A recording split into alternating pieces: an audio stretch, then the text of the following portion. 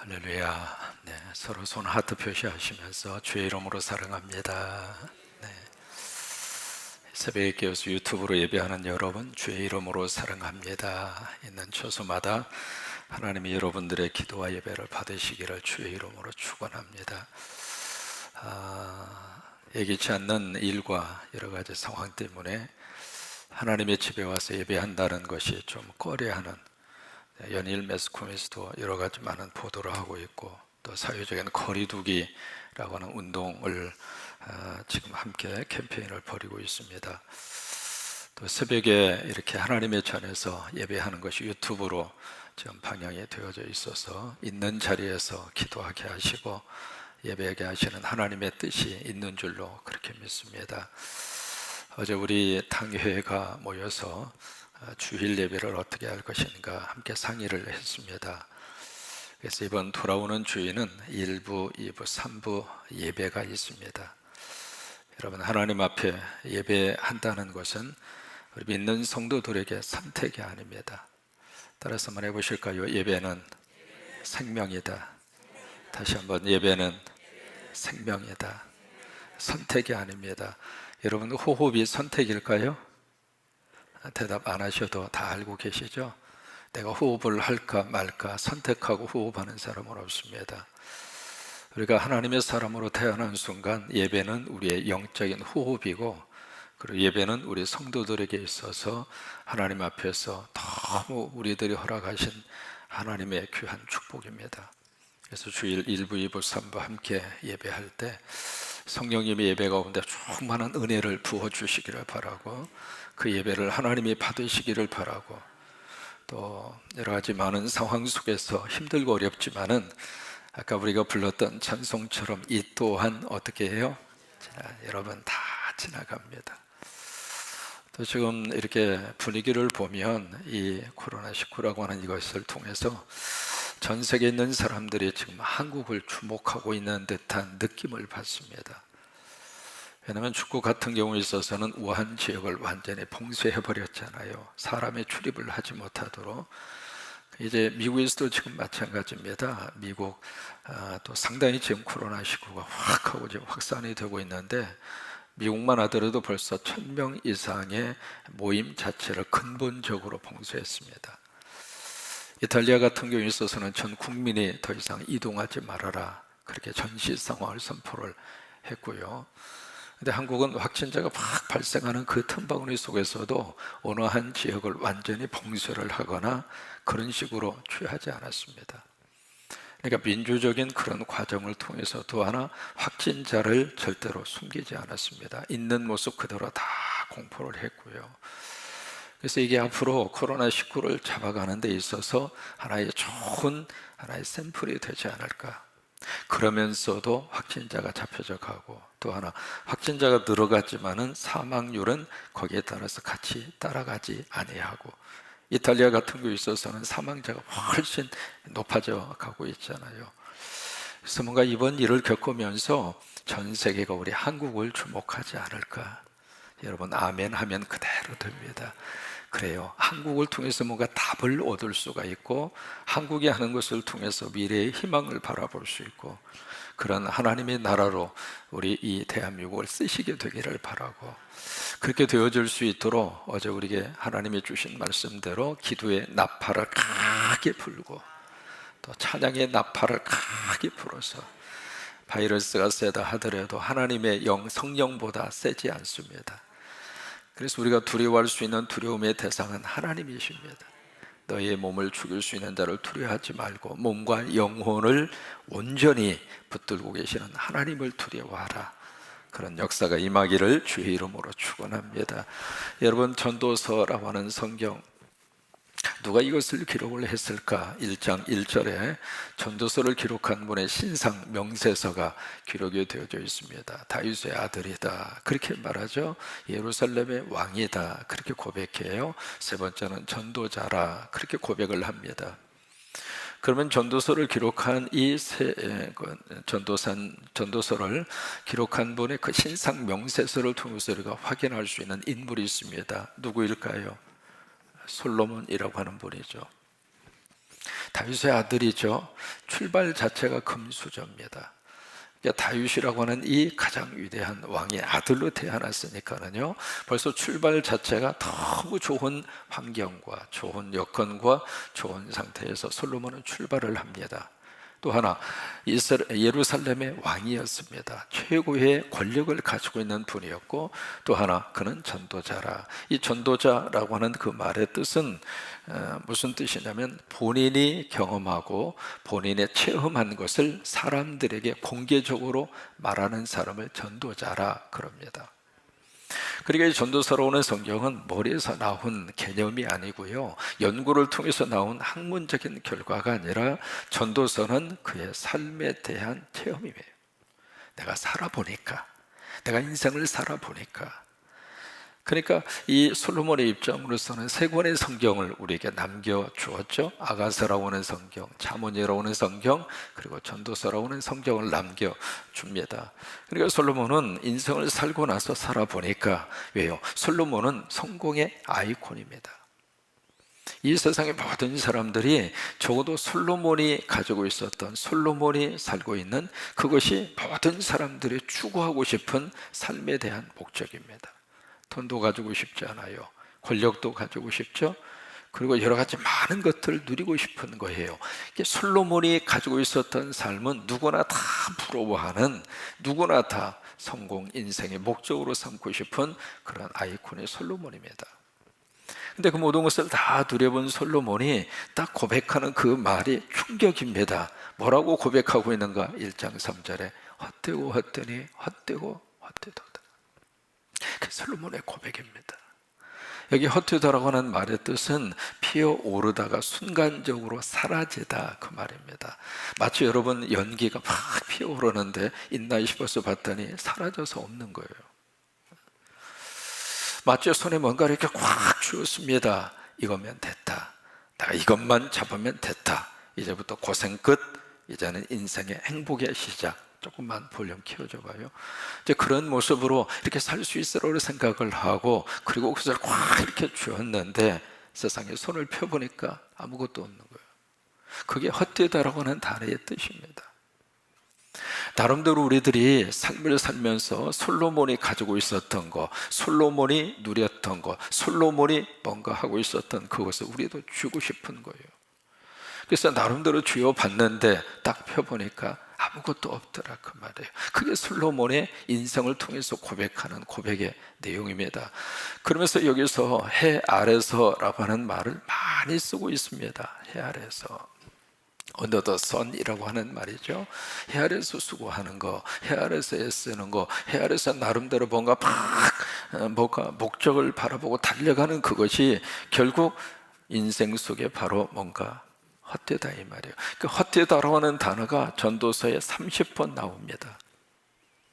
그러니까 한두 번 나오는 것이 아니라 전도서 12장 짧은 그 성경 속에서 살아보니 해 아래서의 수고와 해 아래서의 모든 것들이 아무것도 아니다, 잡은 것 같은데 뒤돌아보니까 아무것도 아니더라, 그 말이에요.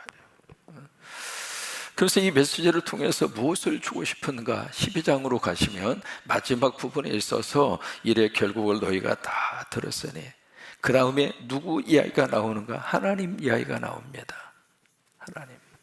하나님을 경외하고, 하나님을 경외하고, 무슨 얘기냐면 하나님을 꽉 붙들어라, 그 말이에요. 한번 해보실까요? 하나님을 꽉 붙들자. 적당히 붙드는 것이 아니라, 왜냐하면 적당히 붙들고 있으면 누가 흔들면 턱 하고 떨어져요. 우리가 지금 유튜브로 예배하고 있습니다만은 이 유튜브 예배는 공예배의 대체가 될 수 없습니다.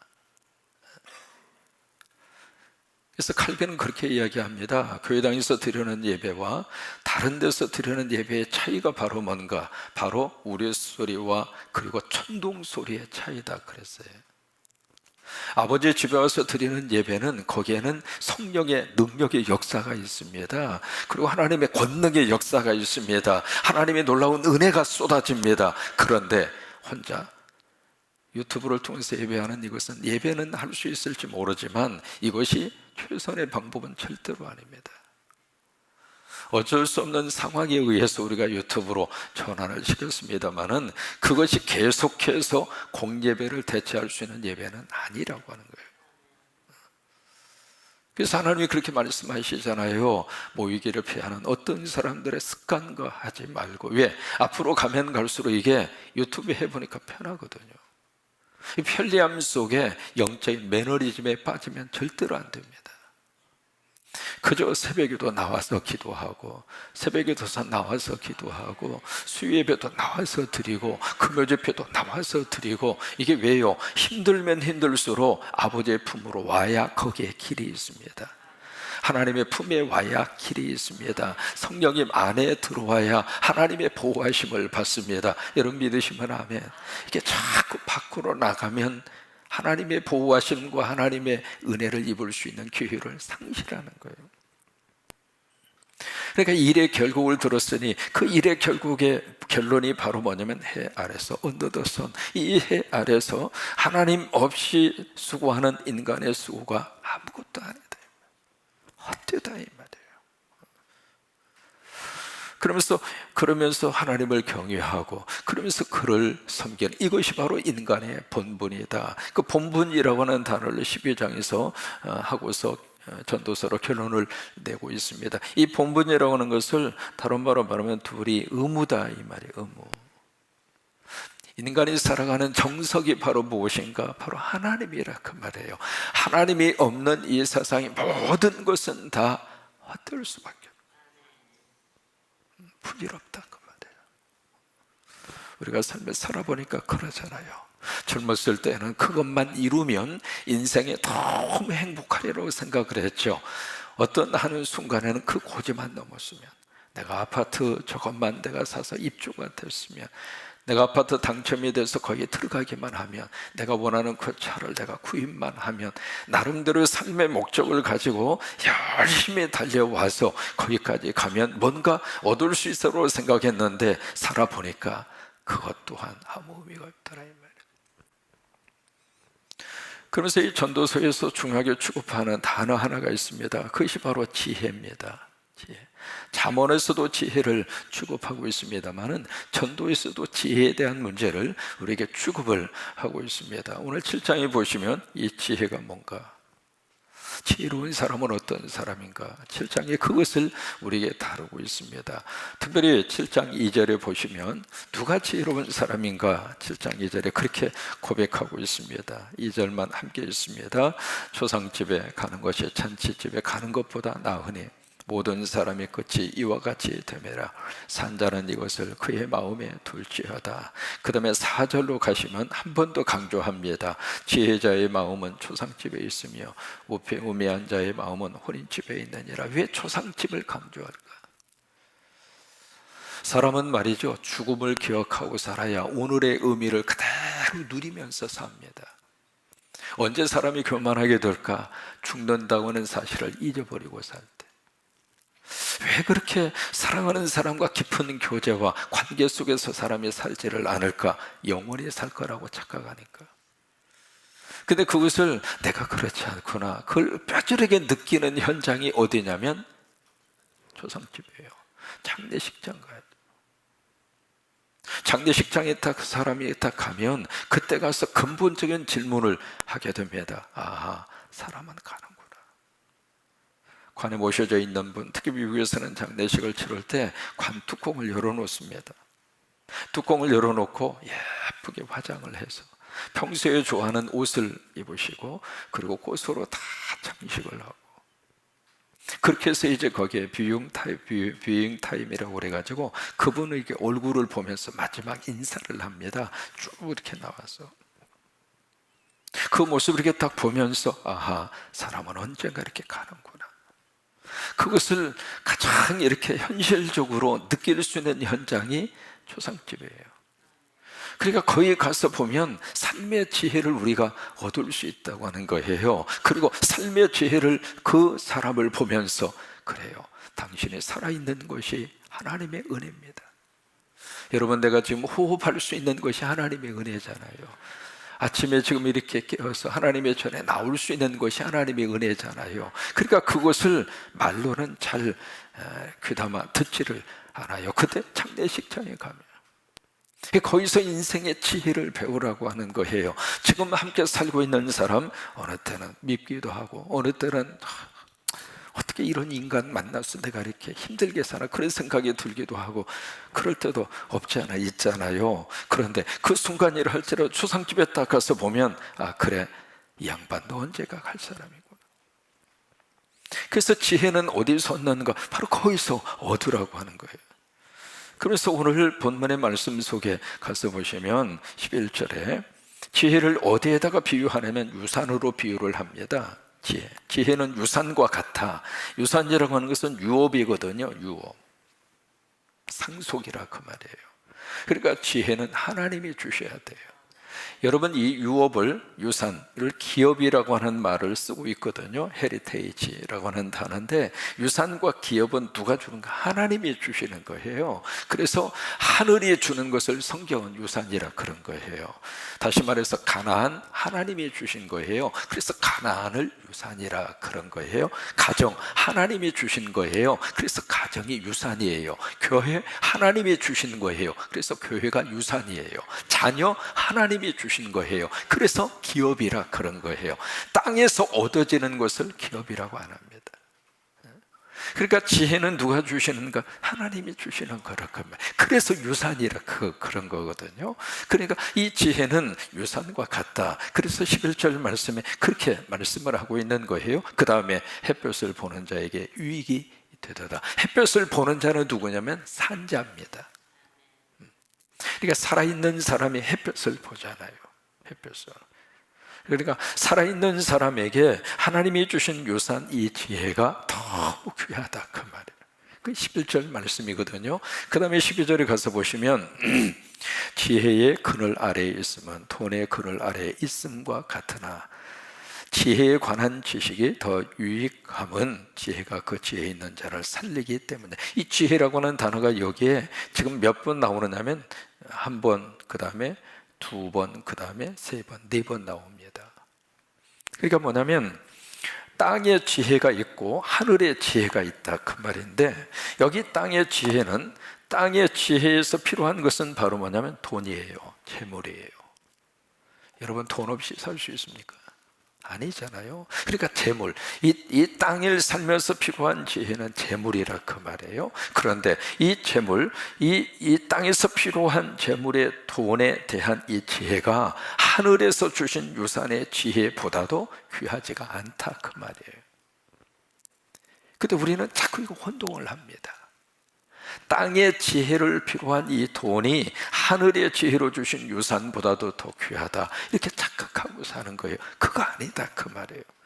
그러니까 솔로몬이 이 땅의 지혜, 이 물질 문제, 이것에 대해서는 솔로몬보다 더 많이 가진 사람이 없잖아요. 지금의 빌 게이츠보다도 솔로몬이 누렸던 그 부가 훨씬 더 많습니다. 그럼에도 불구하고 솔로몬은 땅의 지혜, 이 돈보다 하나님이 주신 지혜, 유산, 기업, 이 지혜가 훨씬 우리에게는 귀하다 그 말이에요. 그걸 말씀을 하시는 거예요. 그러면서 13절 말씀, 하나님께서 행하시는 일을 보아라. 하나님께서 굽게 하신 것을 누가 능히 곧게 하겠느냐. 그래서 14절 말씀, 두 가지의 날을 우리에게 말씀을 하시고 있습니다.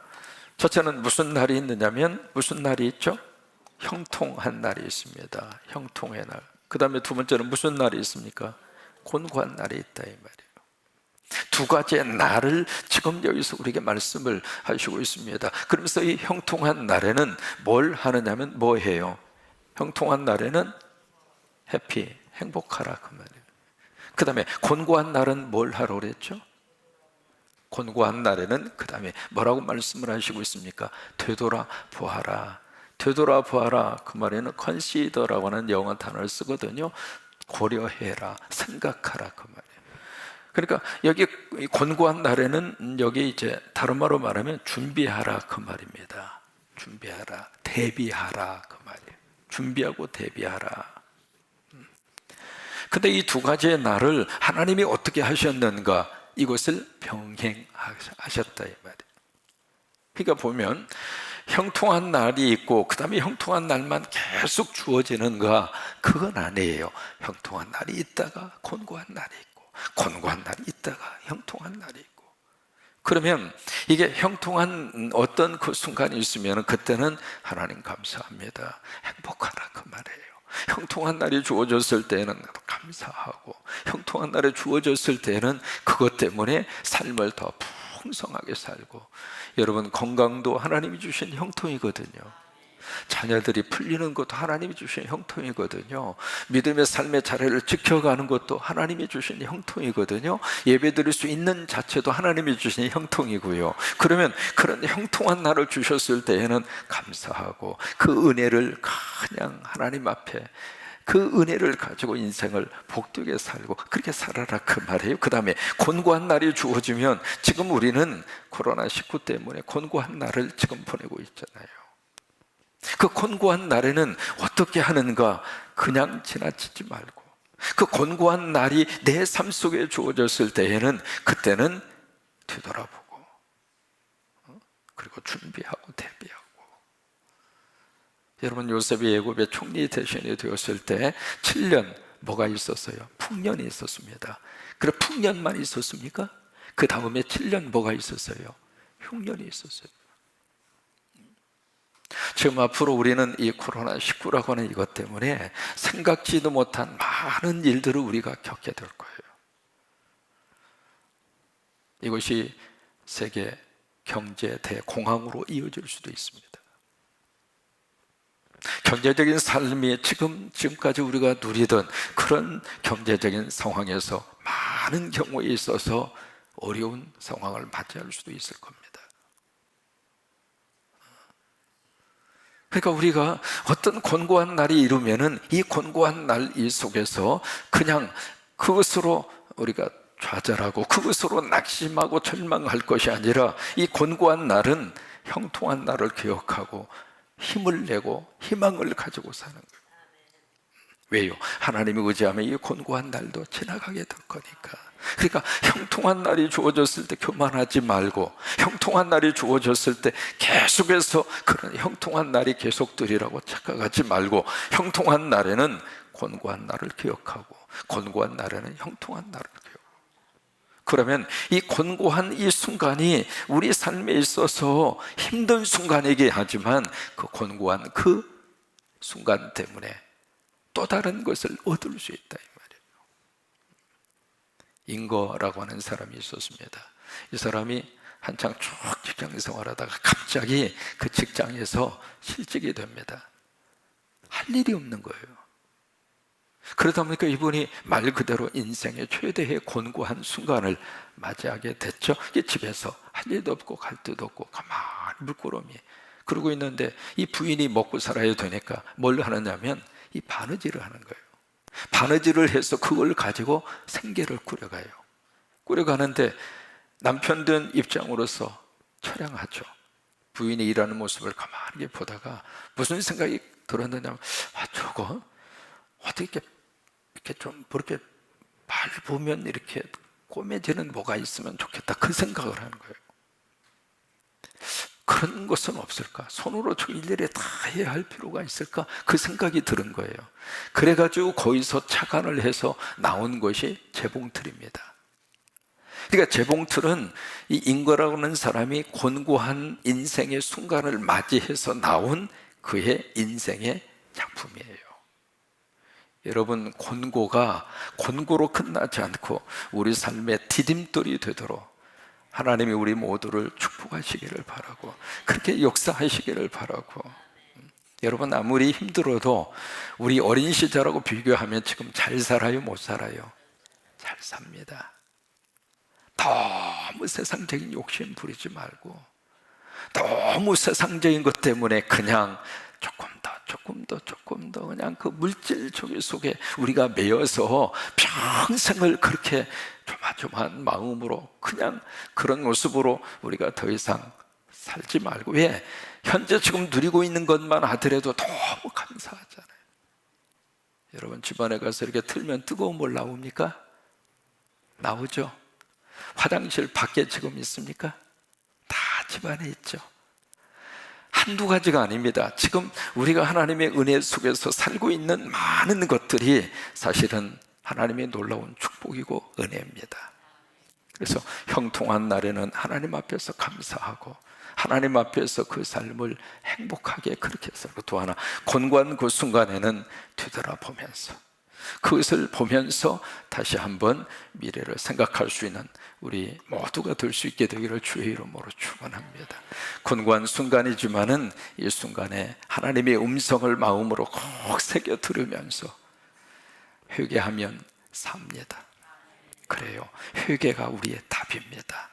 그러면서 더 하나님의 은혜를 붙잡는 우리가 모두가 될 수 있게 되기를 바랍니다.